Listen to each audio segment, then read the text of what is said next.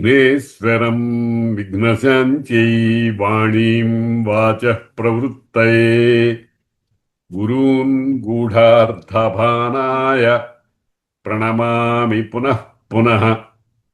జగద్గురు శ్రీచరణారవిందాభ్యాం నమః.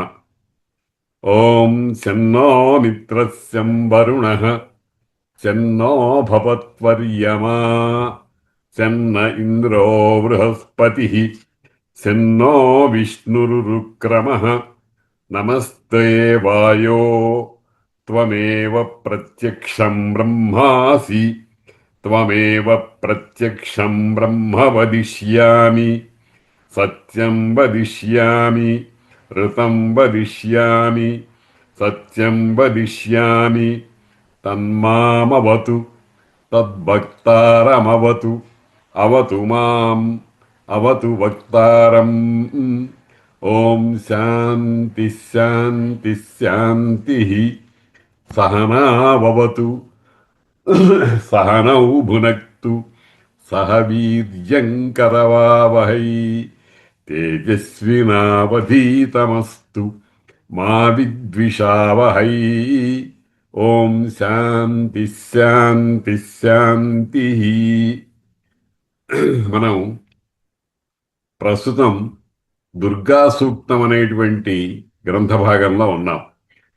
జాతవేదసే సునవామ సోమమరాతీయతో నిదహాతి వేదః సనః పర్షదతి దుర్గాణి విశ్వా నావేవ సింధుం దురితాత్యగ్నిః తామగ్నివర్ణాం తపసా జ్వలంతీం వైరోచనీం కర్మఫలేషు దుష్టాం దుర్గాం దేవీగుం శరణమహం ప్రపద్యే సుతరసి తరసే నమః.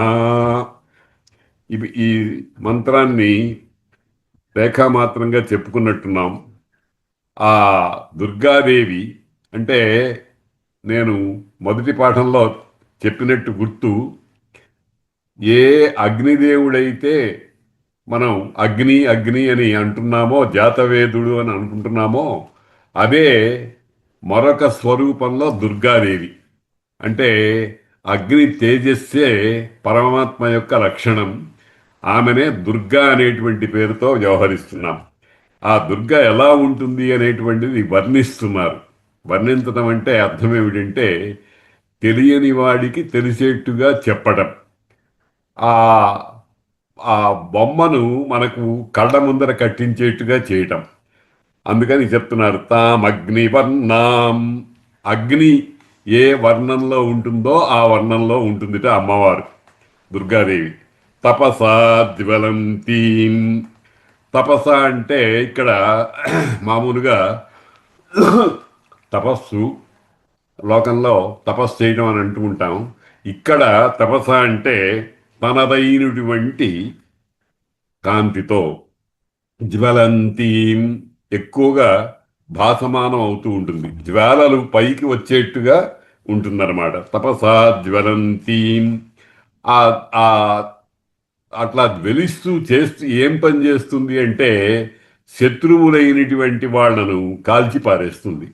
ఇక్కడ అనేక పర్యాయాలు అనుకున్నాము. శత్రువులంటే అంతరంగ శత్రువులైన కామ క్రోధ లోభ మోహ మదమాత్సర్యాలు అవి కలిగినటువంటి వ్యక్తులు, వాళ్ళని మనం పరిగణంలోకి తీసుకోవాలి. శత్రువులను దహించి వేస్తోంది. వైరోచనీ. వైరోచని అంటే విరోచన సంబంధమైనది. విరోచన అంటే విశేషముగా ప్రకాశమానమయ్యేటువంటి పరమాత్మ యొక్క తేజస్సు. కాబట్టి దానికి సంబంధించినటువంటి వైరోచని అంటే నామము రూపము గుణము మొదలైనటువంటి లేనటువంటి ఆ అఖండ సచ్చిదానంద స్వరూపంలో ఉండేటువంటి పరమాత్మ ఏదైతే ఉందో, లోకానుగ్రహం కోసం మూర్తి ధరించి వచ్చినటువంటి అగ్ని మొదలైనటువంటి వాటిలో మనకు కనిపిస్తూ ఉంటుందన్నమాట. దానినే వైరోచని. విరోచన విశేషంగా ప్రకాశించే లక్షణం కలిగినటువంటి పరమాత్మ యొక్క శక్తి. అంటే ఇది అసలు పరమాత్మ నిర్గుణుడు, ఇది సగుణాత్మకమైనటువంటి పరమాత్మ స్వరూపం అన్నమాట. వైరోచనీ కర్మఫలేషు దుష్టాం. మనం అనేకమైనటువంటి కర్మలు చేస్తూ ఉంటాం. సంధ్యావందనాది కర్మలు, యజ్ఞయాగాదులు, పూజలు మొదలైనటువంటివి.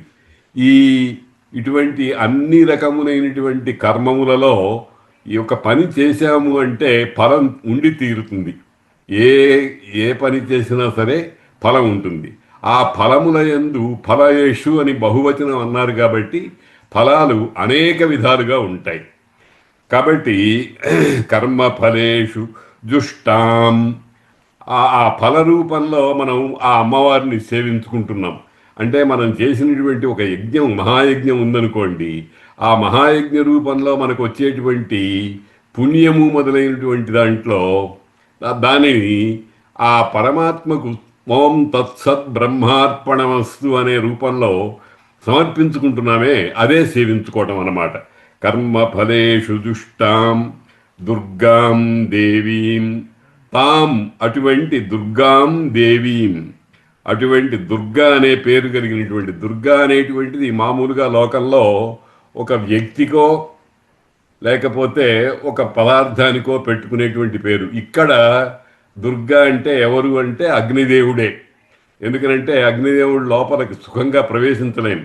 దుఃఖేనాపి గంతుమశక్య దుర్గా అని, ఎంత కష్టపడినా దాని లోపలికి ప్రవేశించలేము అనేటువంటి అర్థంలో దుర్గాదేవి. అదే పరమాత్మ యొక్క తేజస్సు అన్నమాట. దుర్గాం దేవీగుం శరణమహం ప్రపద్యే. అటువంటి దేవిని, దేవి అంటే దివ్య లక్షణాలు కలిగినటువంటిది. ఆ క్రీడా మోద మద కాంతి గతిషు అని దివుధాతుడికి అనేకమైన అర్థాలు ఉన్నాయి.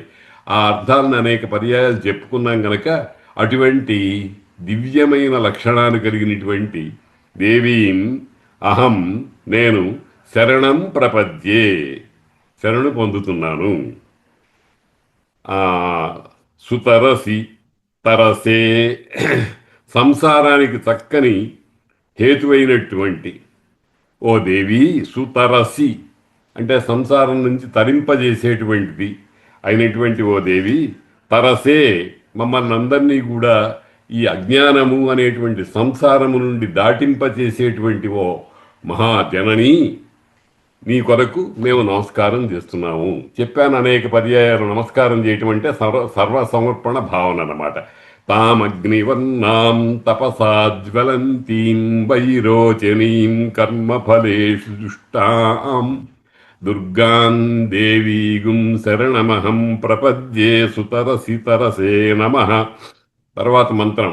అగ్నే త్వం పారయానవ్యో అస్మాన్ స్వస్తిభిరతి దుర్గాణి విశ్వా పూశ్చ పృథ్వీ బాహులా నవుర్వీ భవా తోకాయ తనయాయ సంయోహో. ఇది మూడవ మంత్రం దుర్గా సూక్తంలో. అగ్నే, ఓ అగ్నిదేవుడా. అగ్నే అనేది సంబోధన ప్రథమా విభక్తి. అగ్ని అనే శబ్దానికి సంబోధన, ఓ అగ్నిదేవా అని దానికి అర్థం.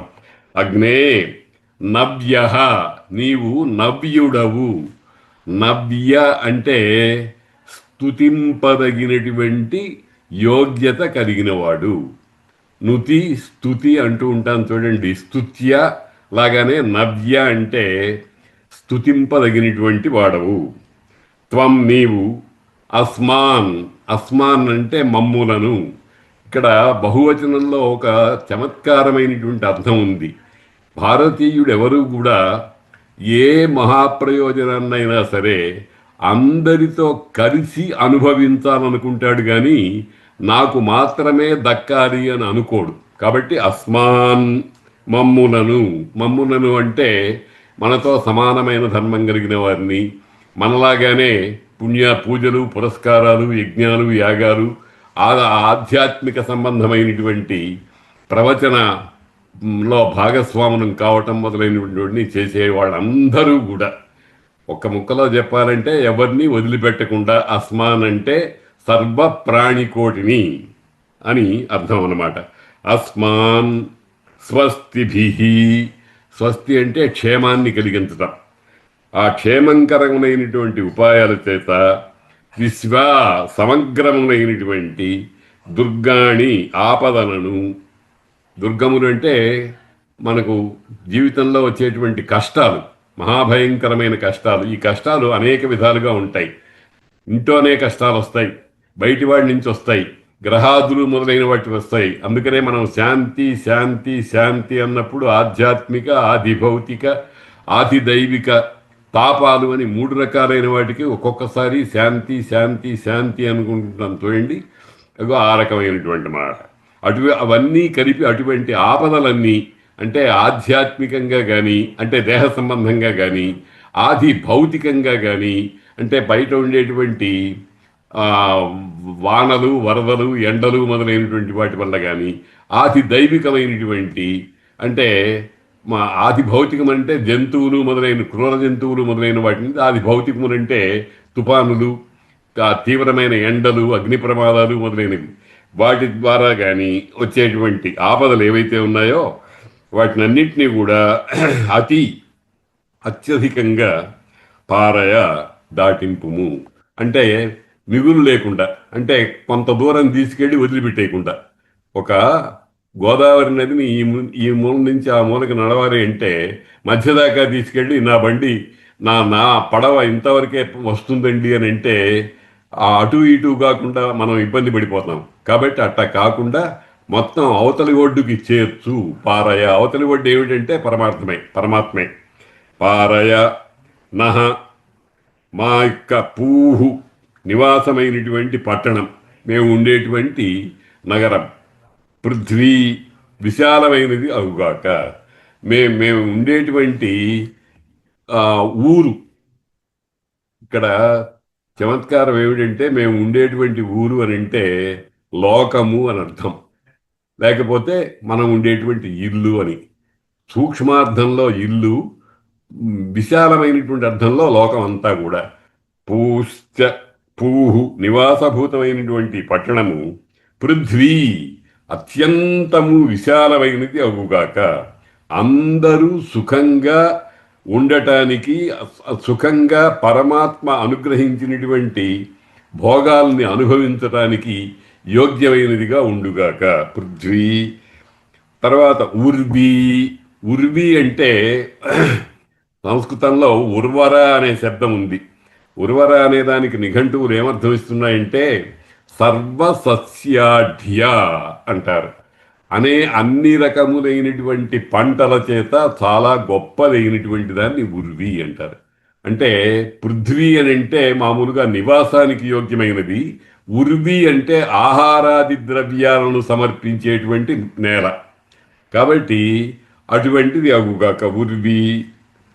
తర్వాత బహుళ, అనేకమైనటువంటి ప్రయోజనాలు, అంటే సర్వవిధములైనటువంటి ప్రాణికోటికి కావలసినటువంటి సర్వమైన పదార్థాన్ని ఇచ్చేటువంటిది అవుగాక.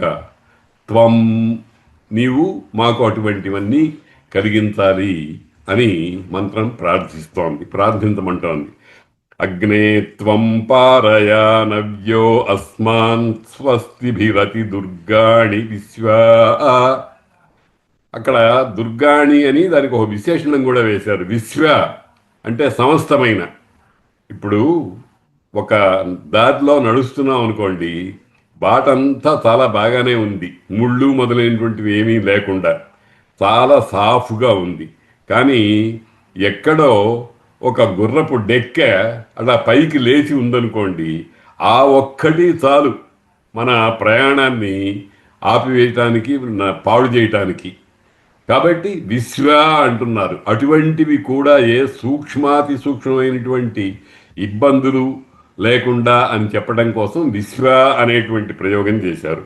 విశ్వ అతి దుర్గాణి విశ్వ, అది బయట. పూహు మేము ఉండేటువంటి నగరము. నగరం అంటే ఇక్కడ రెండర్థాలు. మన దేహము ఒక నగరము, బాహ్య ప్రపంచం అంతా ఒక నగరము. పూశ్చ పృథ్వీ, అది అత్యంత విశాలముగాక. పెద్దవాళ్ళు అనుభవజ్ఞులు అంటారు, కాలోహ్యయం నిరవధిర్ విపులాచ పృథ్వీ. ఈ కాలము చాలా అవధి లేనిటువంటిది, ఇక్కడికి అయిపోయింది, ఇదే ఫుల్ స్టాప్ అనడానికి వీలు లేనిటువంటిది. అలాగే విపులాచ పృథ్వీ, పృథ్వీ కూడా చాలా పెద్దది. పృథ్వీ అంటే పెద్దది అని అర్థం అనమాట. ఎంత పెద్దది అంటే బ్రహ్మ అంత పెద్దది.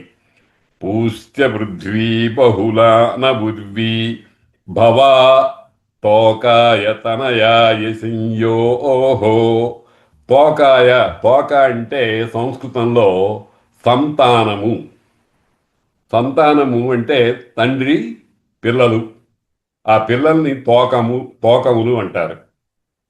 తర్వాత తనయ అన్నారు. తనయ అంటే తనువు నుంచి ఏర్పడిన వాళ్ళు. త అంటే పిల్లల పిల్లలు, మనవాళ్ళు మనవరాళ్ళు మొదలైనటువంటి వాళ్ళు. తనయ, తోక అంటేనేమో కొడుకులు, వాళ్ళ పిల్లల్ని తనయ అనేటువంటి శబ్దం చేత వ్యవహరిస్తోంది ఇక్కడ మంత్రం. తోకాయ తనయాయ శంయోహో. శమ్య శమ్య శమ్యోహో అని అంటే సుఖాన్ని కలిగించేటువంటి వాడవు భవ. మా పిల్లలకు, మా మనవళ్లకు, అంటే తరతరాలుగా, అది ఉపలక్షణం అంటారు. మా పిల్లలకు అని అంటే పిల్లల పిల్లలకు, వాళ్ళ పిల్లలకు, ఇంకా భవిష్యత్తులో ఉండేటువంటి ఏర్పడేటువంటి వంశం అంతటికీ అనేటువంటి అర్థాన్ని ఇక్కడ గ్రహించమంటుంది శాస్త్రం. కాబట్టి తనయాయ తోకాయ తనయాయ సంయోహో భవ.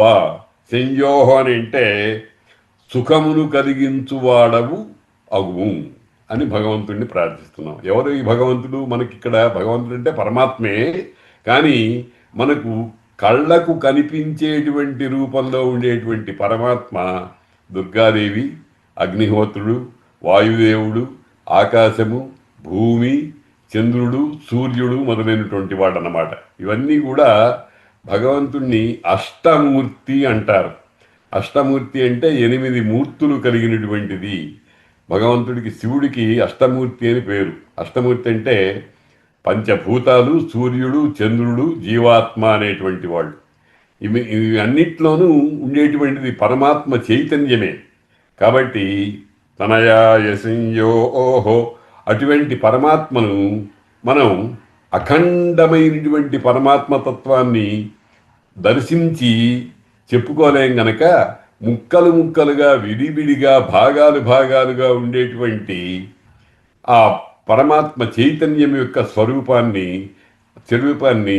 జలముగా, అగ్నిగా, వాయువుగా, భూమిగా, ఆకాశంగా, సూర్యుడుగా, చంద్రుడుగా భావించి సేవ చేసుకుంటున్నాం, పూజ చేసుకుంటున్నాం.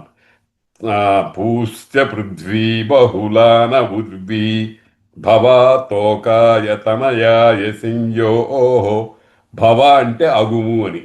నిజానికి భవ అని హ్రస్వంగానే ఉండాలి, కానీ వేదంలో ఆర్ష ప్రయోగాలని అవి కొంచెం లౌకికమైన శబ్దాల కంటే కొంచెం భేదంగా ఉంటాయి, భిన్నంగా ఉంటాయి. కాబట్టి భవా అని దీర్ఘంగా ఇక్కడ ఆ శబ్దం కనిపిస్తోందన్నమాట. కనుక ఈ మంత్రంలో ఏం ప్రార్థిస్తున్నాం, ఎవరిని ప్రార్థిస్తున్నాం? అగ్నిదేవుణ్ణి ప్రార్థిస్తున్నాం. అగ్నిదేవుణ్ణి దుర్గాదేవి, అగ్నిదేవుడు ఇద్దరు వేరుగాని తత్వాలుగా ఉంచి భావన చేస్తున్నాం. ఏం ప్రార్థన చేస్తున్నాం? మొట్టమొదట ఈ అజ్ఞానము అనేటువంటి సంసారము అనే సముద్రం నుంచి మమ్మల్ని దాటించు అని ప్రార్థిస్తున్నాం. తర్వాత మాకు ఆ దాటేటప్పుడు వచ్చేటువంటి కష్టాలు, ఆపదలు మొదలైనటువంటి వాటిని తొలగించు. దారి సుగమంగా చేసుకోవాలి కదా. ఒక చోట నుంచి ఇంకో చోటకి మనం వెళ్ళేటప్పుడు రోడ్డు మీద పల్లేరుకాయలు, ముళ్ళు, ఇతరమైనటువంటి పాములు మొదలైనటువంటివి ఇట్లాంటివి ఉంటే ప్రయాణం సాగదు కదా. సాగకపోగా ప్రమాదాన్ని కలిగిస్తుంది. కాబట్టి అటువంటి ఆపదలన్నింటినీ కూడా తొలగించి మమ్మల్ని అవతలికి చేర్చు, అవతలి ఒడ్డుకి చేర్చు. అవతలి ఒడ్డు ఏమిటి అంటే పరమాత్మే, పరమాత్మ తత్వమే. అందులోకి చేర్చు అంటే నీలో కలుపుకో. ఇదే అద్వైతం. అప్పుడు నీవు నేను ఉండరు, ఏకం ఒక్కటే ఉండేది. మనం ఒకసారి అనుకున్నాం, సముద్రము స్పర్శ ఏ స్థలంలో, ఏ పాయింట్లో ఉంటుందో అంతవరకే నది. సముద్రంలో కలిసిన తర్వాత ఇంకా నది అనే పేరు ఉండదు, నదికి ఉండేటువంటి రుచి ఉండదు, నది అనేటువంటి స్వరూపం ఉండదు. అంత సముద్రంలో కలిసిపోతుంది. అదే అద్వైతం. మనం ఆ జీవుడు పరమాత్మలోకి వెళ్ళి కలిసిన తర్వాత రెండు ఉండవు, ఒకటే ఉంటుంది. అందుకనే అది ఏకం సత్. దాన్నే బహుధా వదంతి, విప్రాహ బహుధా వదంతి అని అన్నారు. ఈ ఉపనిషత్తులు కానీ, బ్రహ్మసూత్రాలు కానీ, భగవద్గీత మొదలైనటువంటి గ్రంథాలు కానీ, ఇవన్నీ కూడా దీని పరమ తాత్పర్యం ఏమిటి అంటే ఒకటే ఒక్కటైనటువంటి పరమాత్మలో ఐక్యమైపోవటము. ఐక్యమవటానికి వెళ్ళే దారి ఒకటి ఉంటుంది. ఆ దారికి గమ్యం ఏమిటి అంటే పరమాత్మ. ఆ పరమాత్మలో చేరటం. కాబట్టి అగ్నే త్వం పారయ అట్లా చేరేటప్పుడు అనేకమైనటువంటి ఆపదలు వస్తాయి, అనేకమైనటువంటి విపత్తులు వస్తాయి. ఆ విపత్తులు మొదలైనటువంటి వాటిని కూడా భగవంతుడే తొలగించాలి, మనంతరం మనం చేసుకోలేం. ఇప్పుడు సముద్రం ఉందనుకోండి, సముద్రంలో ఒక ఓడ ప్రయాణం చేస్తోంది. ప్రయాణం చేస్తుంటే మనం ఏవో సాధనాలు పెట్టుకున్నాం, కానీ నమ్మకం లేదు. ఖచ్చితంగా మనం చేసుకున్నటువంటి ఈ ఏర్పాట్లన్నీ అవతల గట్టెక్కిస్తాయా అనేటువంటి నమ్మకం లేదు. భగవంతుని అనుగ్రహం ఉంటే తప్ప అవతలకు వచ్చి చేరం. అందుకనే మమ్మల్ని స్వస్తిభి అతి దుర్గాణి, అతి చేర్చు, అవతలకి చేర్చు అని చెప్పారు. అలాగే పూశ్చ, మన దేహాన్ని, మనం ఉండేటువంటి నగరాన్ని, పృథ్వీ అతి విశాలం చెయ్యి. ఎందుకనంటే నేనొక్కడనే కాదు, నాతో పాటు కొన్ని కోట్ల కోట్ల కోట్ల జీవరాశులు ఉన్నాయి. అవన్నీ కూడా అవతల గట్టెక్కాలి. కాబట్టి అట్లా ఉండాలంటే, అవన్నీ ఉండాలంటే మనం ఉండేటువంటి ప్రదేశం అంతా చాలా విశాలం కావాలి. పూష్ట పృథ్వీ బహుళాన ఉర్వీ. బహుళ అంటే అనేకమైన ప్రయోజనాలని సాధించేటువంటిది. అటువంటి సాధించేటువంటి ఎప్పుడు సాధిస్తుంది అని అంటే అన్ని రకములైనటువంటి ఆహారానికి సంబంధించినటువంటి దినుసులు, పంటలన్నీ కూడా చక్కగా పండితే.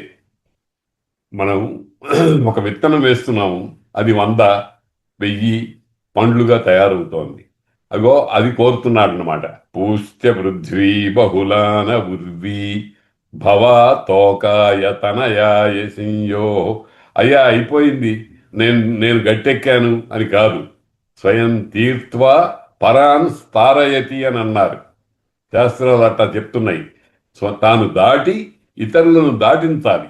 అందుకనే ఏమంటున్నాడు, తనయాయ తోకాయ సంయోహ భవ.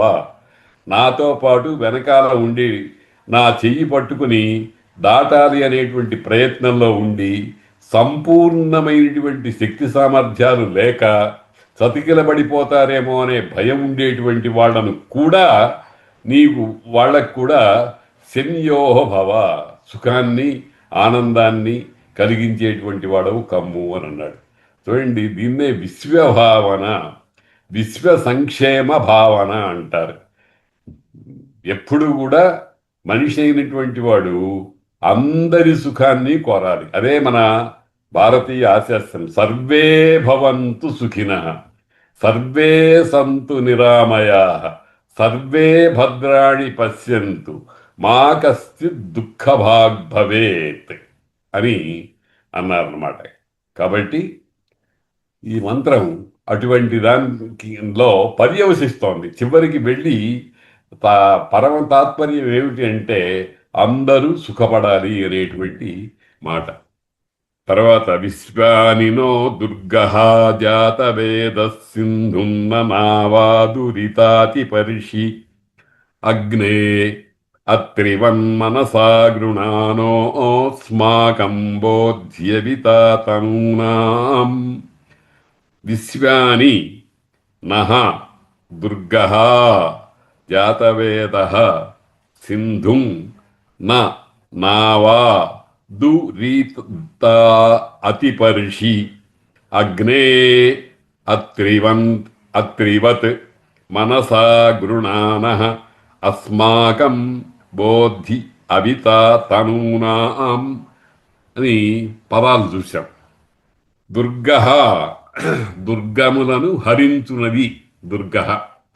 దుర్గములంటే కష్టాలు, దాటనలవి కానటువంటి కష్టాలు, భగవద్ అనుగ్రహం చేత మాత్రమే గట్టెక్కదగినటువంటి ఆపదలు. ఏదో చిన్న చిన్న ఇబ్బందులు అయితే మన మన ప్రయత్నం చేత సాధించుకోవచ్చు. కాళ్ళలో ముళ్ళు గుచ్చుకుందనుకోండి, ఏదో ఏదో భగవంతుడిని ప్రార్థించి స్వామి ఈ ముళ్ళు తీసిపెట్టు అని అడగం. అది మనం సాధ్యమైనటువంటి ప్రయత్నాలు మనం చేసుకుంటాం. అలా కాకుండా ఏ పిడుగుపాటో పడిందనుకోండి, అటువంటి దాంట్లో మన ప్రయత్నాలు ఏమీ ఫలించవు, భగవంతుడిని ప్రార్థించడం తప్ప. అడుగో అటువంటి వాటిని దుర్గములు అని అంటారు. ఆ దుర్గములను నాశనం చేసేది దుర్గ. అటువంటి జాతవేద. జాతవేద అంటే అగ్నిదేవుడు. ఓ అగ్నిదేవ. జాతవేద అనేది సంబోధన ప్రథమా విభక్తి. అయ్యా అగ్నిదేవ, నీవు జాతవేదుడవు అంటే వేద్యాంశములన్నీ కూడా అగ్ని వల్లనే కలుగుతున్నాయి అనేటువంటి అర్థంలో అగ్నికి జాతవేదుడు అనేటువంటి పేరు వచ్చిందనమాట. జాతవేద. నావా. నావ ఓడ, నవ్వు సంస్కృతంలో ఔకారాంత శబ్దం. ప్రథమా విభక్తిలో నౌహు, నావౌ, నావహ లాగా రూపాలు ఉంటాయి. తెలుగులోకి వచ్చేటప్పటికీ నావా అనేటువంటి రూపం ఏర్పడుతుంది. నావా అంటే తృతీయ విభక్తి ఏకవచనం, ఓడ చేత అని అర్థం. నావా సింధుం నా. సింధుం సముద్రమును, నా అంటే ఇక్కడ మామూలుగా నా అంటే కాదు లేదు అని అర్థం. కానీ ఇక్కడ వలే, నావ వలే, సముద్రం వలే, నహ మాకు సంబంధించినటువంటి విశ్వా దురితా. విశ్వ సమస్తమైనటువంటి దురిత పాపములన్నింటినీ కూడా అతిపరిషి మిక్కిలిగా దాటుకొని సుఖమైనటువంటి చోటికి చేరుకునేట్టుగా చెయ్యి మహాత్మా అగ్నిదేవ, ఓ జాతవేదుడా అని ప్రార్థిస్తున్నారు అన్నమాట. ప్రార్థనలో ఉండేటువంటి ఈ మంత్రంలో ఉండేటువంటి ప్రధానాంశం ఏమిటంటే అగ్నిదేవుణ్ణి మాకు వచ్చేటువంటి భయంకరమైనటువంటి కష్టాలు ఏవైతే ఉన్నాయో వాటిని తొలగించి మా ప్రయాణం ఇబ్బందులు లేకుండా ఉండేట్టుగా చేసి అవతలికి మేము ఎక్కడికి వెళ్ళాలో ఆ గమ్యానికి చేర్చు మహానుభావ అని ప్రార్థించడం. మనకు ఓ బస్సు ఎక్కాం, ఓ తోట నుంచి ఓ ఊరి నుంచి ఇంకో తోటకి వెళ్ళటానికి ఓ బస్సు తీసుకున్నాం. బస్సు ఎక్కేటప్పుడు సాధారణంగా సంప్రదాయం మీద అభిమానం ఉన్నవాళ్ళు, భగవంతుడి మీద విశ్వాసం ఉన్నవాళ్ళు యశివో నామ రూపాభ్యాం యాదేవి సర్వమంగళ తయో సంస్మరణాత్ పుంసాం సర్వతో జయమంగళం అని అంటూ ఉంటారు. ఏ శివుడు నామరూపముల చేత శివుడవుతున్నాడో, ఏ తల్లి నామము చేత రూపము చేత సర్వమంగళ అవుతున్నదో, వాళ్ళిద్దరూ కూడా మేము ఎక్కడ అడుగు పెడితే అక్కడ అన్నీ శుభములే కలుగునట్టు చేయుగా. కానీ ఏ పని చేసినా కానీ ప్రార్థన చేసుకుంటూ వెళితే మనకు తెలియకుండా వచ్చేటువంటి ఆపదలు మొదలైనటువంటివన్నీ కూడా పోవటానికి అవకాశం ఉంది. అయితే మరి బస్సులో ఎక్కిన వాళ్ళందరూ కాలిపోయి ఒక్కోసారి 40 మంది 50 మంది ఒక్కసారిగా చచ్చిపోవటం మొదలైనవి జరుగుతున్నాయి. దానికి కారణం ఏమిటంటే కర్మ ప్రాబల్యం అనేది ఒకటి ఉంటుంది. వెనుక ఎప్పుడో చేసినటువంటి కర్మము యొక్క ప్రబలత్వం, దాని బలం ఎక్కువైపోతుంది. అటువంటి చోట ప్రమాదాలు ఏర్పడుతూ ఉంటాయి. కనుక విశ్వానినో దుర్గ జాతవేద సింధున్న నావా దురితాతి పరిషి. నావ చేత సముద్రాన్ని ఎట్లాగైతే దాడుతున్నామో ఆ విధంగా మమ్మల్ని ఓ అగ్నిదేవ అతి పరిషి మమ్మల్ని దాటించు. భగవద్ అనుగ్రహం లేకపోతే, మన తెలుగులో సామెత ఉంది, శివుని ఆజ్ఞ లేకపోతే చీమైనా కుట్టదు అనేటువంటి మాట.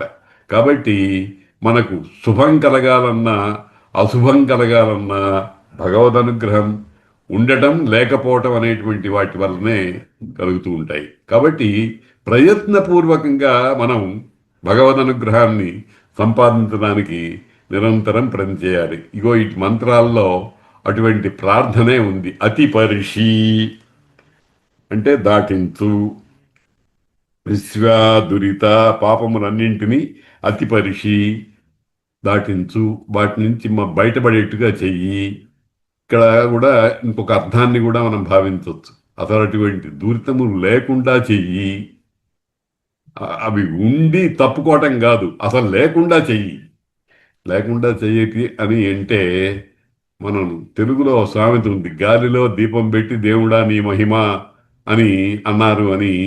అది కాదు. గాలిలో దీపం, దీపం గాలిలో పెట్టకూడదు, గాలి లేని చోట దీపం పెట్టాలి. అయినా మన ప్రయత్నాలు మనం చేసినా కానీ ఒక్కొక్కసారి అవి ఫలించవు. వేరే ఏదో రకమైనటువంటి ఆపదలు వస్తూ ఉంటాయి.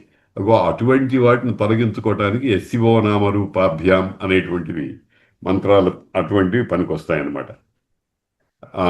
విశ్వానినో దుర్గః జాతవేద సింధున్న నావాదురితాతి పరిషి అగ్నే అత్రివన్మనసా గృణానోస్మాకం బోధ్యవితా తనూనాం. అత్రివత్, అత్రి అని ఒక మహర్షి. సప్త మహర్షులలో ఆకాశంలో సప్తర్షి మండలం అని పెళ్ళిళ్ళలో వాటిలో చూపిస్తూ ఉంటారు చూడండి, అరుంధతి దర్శనం. ఆ మధ్యలో 4 మంచం కోళ్లలాగా, పైన 3 కొంచెం వంకరగా ఉండేటువంటి మొత్తం 7 నక్షత్రాలు సప్తర్షి మండలం అంటారు. అందులో తోకలాగా ఉండేటువంటి దాంట్లో మధ్య నక్షత్రం దగ్గర మినుకు మినుకుమంటూ అరుంధతీదేవి ఉంటుంది అని మామూలుగా రోజు చూడొచ్చును. లేకపోతే వివాహంలో ప్రత్యేకించి చూపిస్తారు, లాంఛనంగా చూపిస్తారు. ఎందుకంటే పగలు వివాహం అయిందనుకోండి, ఆ నక్షత్ర దర్శనం ఉండదు కదా, భావనాత్మకంగా చూడొచ్చు. కాబట్టి అత్రివత్, అత్రి అంటే సప్త మహర్షుల్లో ఒకడు. అత్రి అనే శబ్దం కూడా చాలా చక్కటిది. త్రి న, 3 ఎక్కడ లేవో అతడు అత్రి. 3 అంటే ఏమిటి? 3 తాపాలు, 3 గుణాలు, 3 బాధలు, ఇంకా అనేకమైనటువంటి 3 త్రివర్గం, ధర్మము, అర్థము, కామము అనేటువంటి త్రివర్గము అంటారు. ఇట్లాగా 3 కలిసి ఉండేటువంటి మూటల్లాంటివి ఏవైతే ఉన్నాయో మనుష్యునికి సుఖాన్ని కష్టాన్ని కలిగించేటువంటివి, అవి లేనివాడు అత్రి. అంటే పరమాత్మే. అత్రి మహర్షి ఉంది అంటే భగవంతుడి పేరు ఆ మహర్షికి అట్లా పెట్టారన్నమాట వాళ్ళ తల్లిదండ్రులు, అత్రివత్. అటువంటి ఆ మహర్షి కూడా అటువంటి లక్షణం కలిగినటువంటి వాడే. అటువంటి లక్షణం కలిగినటువంటి అత్రి అంటే పరమాత్మయ్యే. ఇక్కడ పరమాత్మ వాచకానికి అత్రి అనే శబ్దాన్ని ఉపయోగించారు. అటువంటి అత్రివత్, అత్రిలాగా మనసా, మనస్సు చేత, గృణానః పలుకుతూ ఉన్నవాడవై అంటే మనస్సుతో బోధిస్తున్నటువంటి వాడవై, అస్మాకం మాకు సంబంధించినటువంటి, తనూనాం శరీరములకు, అవిత రక్షకుడవు, భవ బోధి నీవు మాకు రక్షకుడు అనేటువంటి విషయాన్ని గుర్తులో పెట్టుకొని మమ్మల్ని సర్వకాలంలో రక్షించు ఓ అగ్నిదేవా అని ప్రార్థిస్తున్నారు అన్నమాట. చాలా గొప్ప మంత్రము. ఇందులో 2 విషయాలు మనం ఇంకా కొంచెం జాగ్రత్తగా చూడాలి. తనూనాం అన్నారు. తనువులు అంటే శరీరాలు.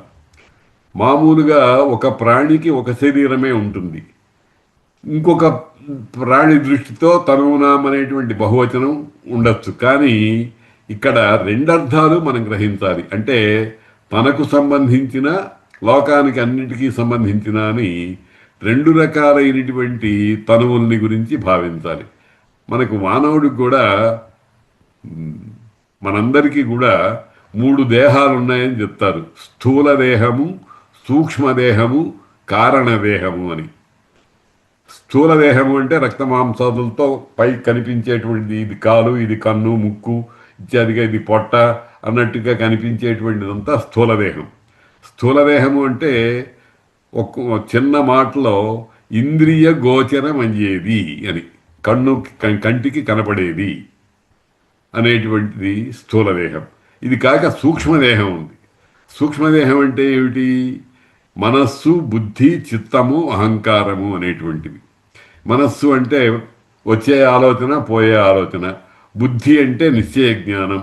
చిత్తము అంటే జ్ఞాపకాల పుట్ట. ఆ, మనోబుద్ధి, అహంకారం.